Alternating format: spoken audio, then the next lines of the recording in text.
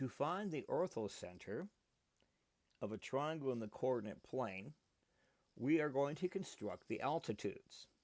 And if you're just going to look at being close, you can just draw it by hand. But instead, I think we're going to use decimals on this one. We'll show you how we're going to do it. First off, to find the altitude, we're going to pick one of our line segments. I don't care which one.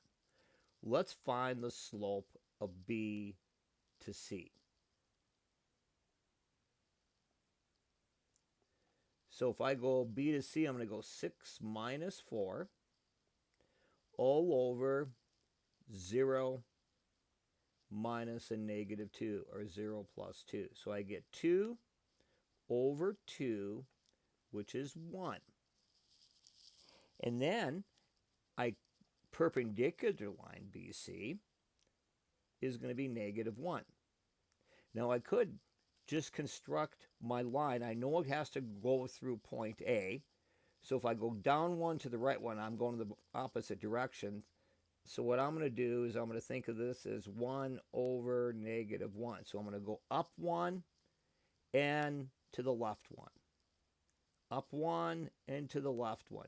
And this is going to be my altitude, provided I can draw it. Now let's show you how you would do this on decimals.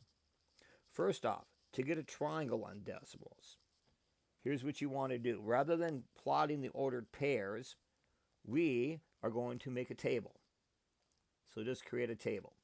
My first point I know is at 4 and 0. My second point is going to be at negative 2 and 4.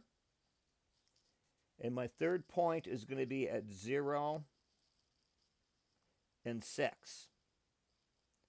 And then to make it a triangle, I'm going to go back to the beginning. I'm going to go 4 and 0 again. Now you got points here. It's kind of nice to see the triangle. So what I'm going to do is hold down on top that symbol in front of the Y, and we're going to change that to lines. Notice you've got a triangle now. Now I'm going to go back and I'm going to write the equation of this line that goes through A. I'm going to use point slope form because I got a point and a slope. So I'm going to say Y, and for point A, Y minus 0, I'm not even going to write the 0 there, equals negative 1 times X minus 4. I think I'll simplify that. So Y equals negative X plus 4. Although I wrote it in point slope form, I converted it to slope intercept form right away.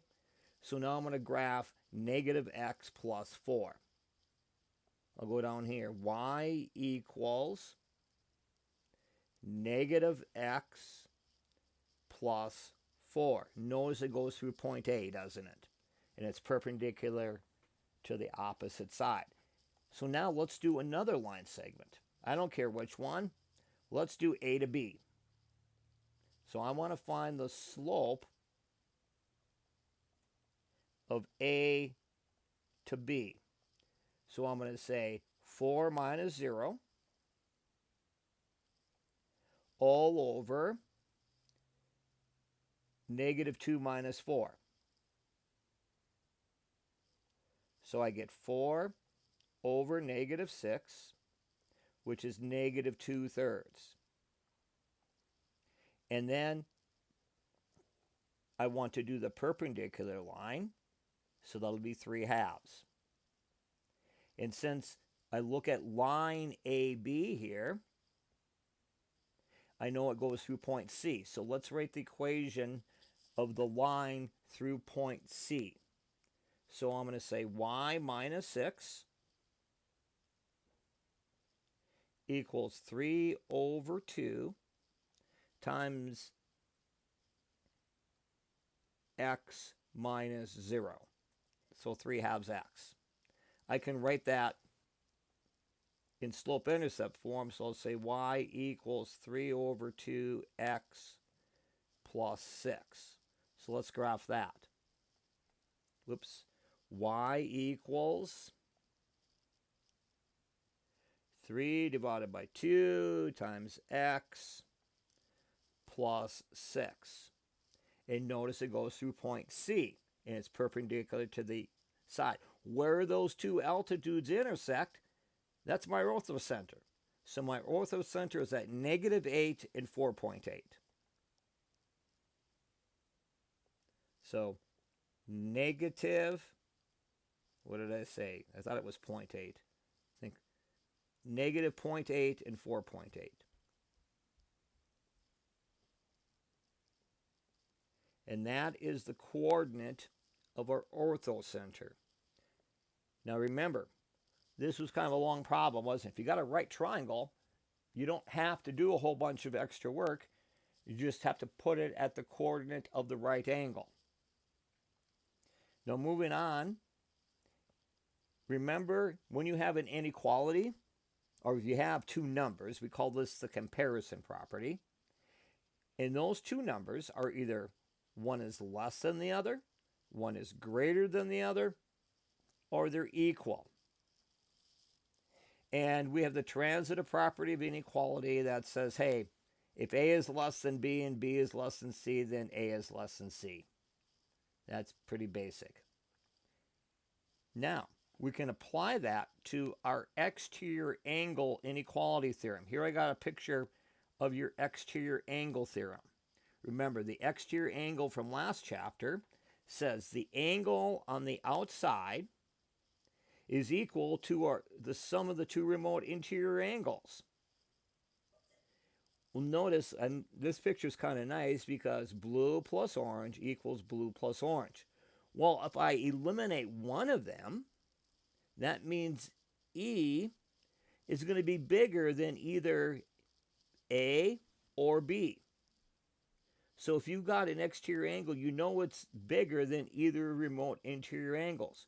So let's apply that on this question. Angle 1 is an exterior angle, isn't it? It's on the outside. I know angle 1 is going to be bigger than my two remote interior angles.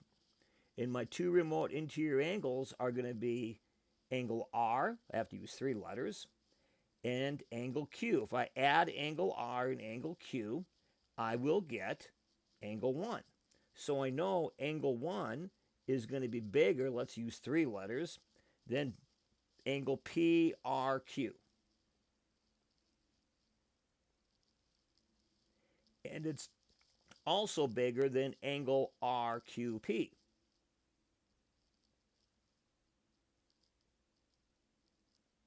And then we just keep on going to the transitive property. Since angle 5 and angle 6 make angle R, I know angle 5 is less than angle 1.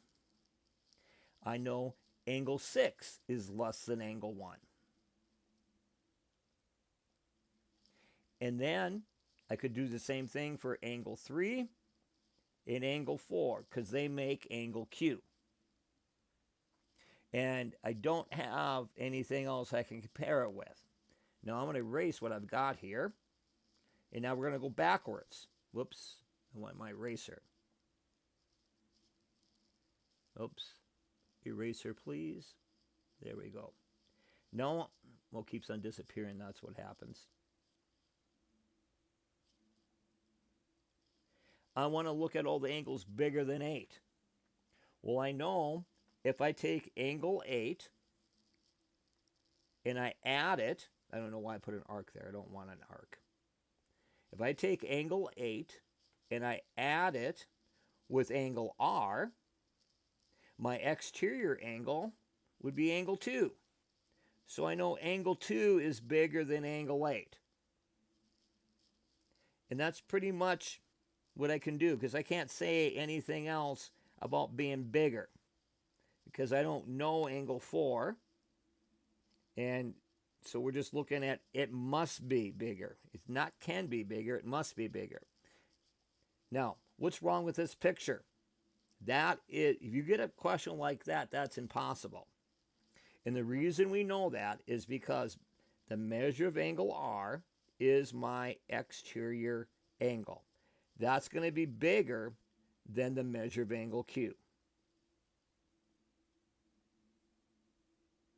And you'll notice when we start doing equalities, a lot of times we'll put an arc on the angle just so it doesn't look like a less than sign, or in this case, a greater than sign.